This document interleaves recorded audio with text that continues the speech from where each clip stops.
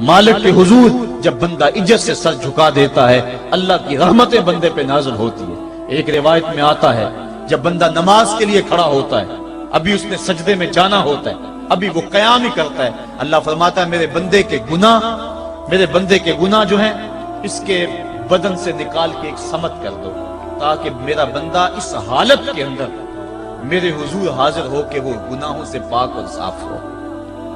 حضرت نبی رحمت صلی اللہ علیہ وآلہ وسلم فرماتے ہیں کہ پھر اس کے سارے گناہ اس کے بدن سے اتار کے ایک سمت رکھ دی جائے اور بندہ مصلی پہ سبحان ربی العالی کے نغمے الاپتا ہے، رکوع کرتا ہے، سجدے کرتا ہے۔ جب سلام پھیر کے نماز ختم کر کے دعا کر کے جانے لگتا ہے تو فرشتے عرض کرتے ہیں مالک یہ جو گناہ اتار کے ایک سائیڈ پہ رکھے تھے یہ دوبارہ اس کو دے دیں۔ اللہ فرماتا ہے جس کی جھولی سے گناہ نکال لیے تھے دوبارہ اس کی جھولی میں نہیں ڈالیں۔ اللہ اکبر۔ اور ایک روایت کے لفظ ہیں کہ جب بندہ نماز کے لیے کھڑا ہوتا ہے اس کے کندھوں کے اوپر سارے گناہ آ جاتے ہیں اور اس کے سر پہ اوپر گناہ آ جاتے ہیں۔ جب رکوع میں جاتا ہے تو کندھوں والے گناہ گر جاتے ہیں، اور جب بندہ سجدے میں سر رکھتا ہے تو اللہ تعالیٰ اس کے سارے گناہوں کو ختم کر دیتا ہے اور وہ بالکل پاک ہو جاتا ہے۔ حضرت سلیمان فارسی ایک دن ایک درخت کے نیچے کھڑے تھے، آپ نے درخت کی شاخ کو پکڑ کے جنبش دی، حرکت دی، موسم خزاں تھا، درخت کی شاخ کے سارے زرد پتے گر گئے۔ ایک صحابی پاس کھڑے تھے، انہیں پوچھنے لگے عثمان تو نے مجھے پوچھا نہیں کہ میں نے درخت کی شاخ کو یوں ہلایا کیوں ہے؟ انہوں نے کہا اچھا پھر آپ بتا دیں کہ آپ نے درخت کی شاخ کو یوں کیوں ہلایا ہے؟ کہا سنو پھر ایک دن میں اور چند صحابہ حضور کے ساتھ جا رہے تھے، رستے میں ایک درخت آیا، اس کے نیچے حضور کھڑے ہوئے، حضور نے اس طرح درخت کی شاخ کو پکڑ کے ہلایا، یوں پتے جھڑ گئے، ہم اس منظر کو دیکھتے رہے۔ حضور علیہ السلام نے فرمایا سلمان فارسی تو نے مجھے پوچھا نہیں کہ میں نے اس درخت کی شاخ کو یوں کیوں ہلایا ہے؟ تو میں نے عرض کی حضور آپ بتا دیں کہ آپ نے کیوں ہلایا ہے؟ فرمایا سلمان جس طرح اس درخت کی شاخ کو ہلایا گیا اور سارے پتے جھڑ گئے، جب کوئی بندہ سجدے میں سر رکھتا ہے نماز پڑھتا ہے اس کے سارے گناہ دھل جاتے ہیں اور وہ پاک اور صاف ہو جاتا ہے۔ ایک دن فرمایا صحابہ اگر کوئی بندہ اس کے گھر کے سامنے سے نہر گزرتی ہو اور وہ دن میں 5 مرتبہ اس نہر کے اندر غسل کرے تو بتاؤ اس کے بدن کے اوپر کوئی میل کچیل رہ جائے گا؟ عرض کی نہیں۔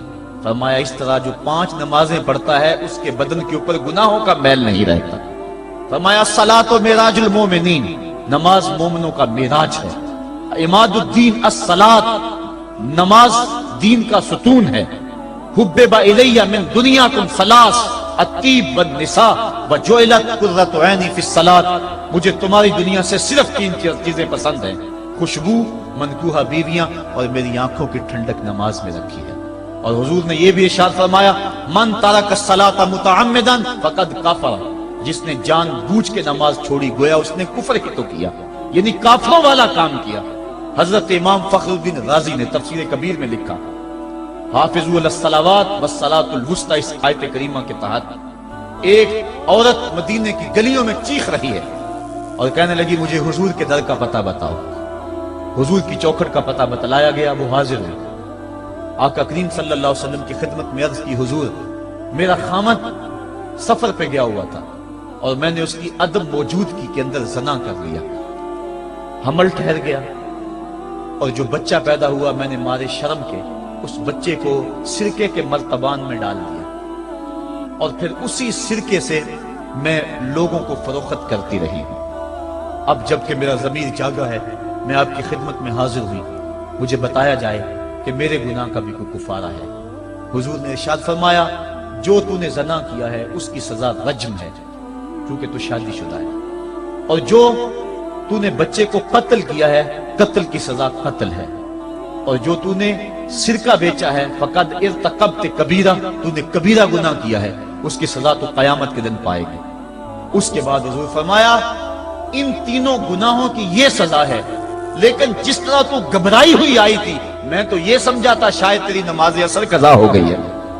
اب آپ اندازہ کریں کہ نماز کی اہمیت کیا ہے اور ہم اس باب میں کتنی سستی کرتے ہیں۔ کسی سے پوچھا جائے نا آؤ نماز پڑھنے چلے، وہ کہتے ہیں بس یار میرے کپڑے پلید ہیں، کپڑے میرے پاک نہیں ہیں۔ تیرے کپڑے کیسے پاک رہ سکتے ہیں؟ تو اللہ کے حضور جھکنا نہیں جانتا، تیرے کپڑے بھی پلید ہے، تیرا دل بھی پلید ہے، تو اس کے حضور جھک کے تو دیکھ، تن بھی ستھرا کر دے گا، تیری روح کو بھی پاکی دے دے گا، تیرے قلب کو بھی طہارت بخش دے گا۔ تو اس کے حضور آ جھک، اس کے حضور سجدوں سے اللہ کے حضور خراج پیش کر اپنی محبتوں کا۔ جب بندہ سجدے میں سر رکھتا ہے اللہ فرشتوں میں فخر کرتا ہے، میرے بندے کو دیکھو نا، بالآخر میرے حضور ہی جھکا ہے نا، کتنے گناہ کیے اس نے، کتنے جرم کیے اس نے، لیکن بالآخر میرے حضور آیا اور اپنے گناہوں کی معافی مانگتا ہے۔ فرشتوں گواہ ہو جاؤ، میں نے اپنے اس بندے کی مغفرت فرما دی۔ تو اللہ کے حضور نماز پڑھنے والا، بلکہ ایک روایت مسند امام احمد بن حنبل میں موجود ہے، حضور فرمایا جب بندہ نماز کے ارادے کے لیے اٹھتا ہے اور وضو کرنے کے لیے، جب پانی کا پہلا قطرہ چلو پہ لیتا ہے، جو ہی اس کے بدن سے وضو کا پانی چھوتا ہے اللہ اس کے گناہوں کو معاف فرما دیتا ہے۔ جس نماز کے قصد کے لیے اٹھیں اور وضو کریں اور پانی چھوتے ہی گناہ معاف ہو جائیں، اگر اس نماز کا اعلیٰ درجہ سجدہ کر لیا جائے تو پھر مالک کی کتنی رحمت نازل ہوگی۔ یہ کتنی بڑی دولت ہے، یہ کتنا بڑا سرمایہ ہے جس سے ہم لوگ محروم رہ جاتے ہیں۔ آؤ اللہ کی رحمتیں سجدے میں ڈھونڈے، سجدے میں پیشانی رکھ کے جب ہم اس کی رحمت کو مانگے تو وہ مالک ہمارے اوپر رحمتیں نازل کرے گا۔ آج پوری دنیا کے اوپر مسلمانوں کے ساتھ جو حالات ہیں وہ کسی سے مخفی نہیں۔ کوئی کہتا ہے کہ معاشی طور پہ مسلمان کمزور ہیں، اس وجہ کو بھی میں تسلیم کرتا ہوں۔ مسلمان کے پاس آلات حرب و ضرب بھی موجود نہیں ہیں، اس وجہ کو بھی تسلیم کر لیا جائے۔ سیاسی طور پہ مسلمان کمزور ہیں، اس وجہ کو بھی تسلیم کر لیا جائے۔ یہ ساری وجہیں اپنی جگہ پہ، لیکن یہ بھی تو سنو، مسلمانوں کی تعداد اس وقت 1,40,00,000,000 ہے۔ افرادی قوت اتنی کبھی بھی مسلمانوں کی نہیں ہوئی تھی۔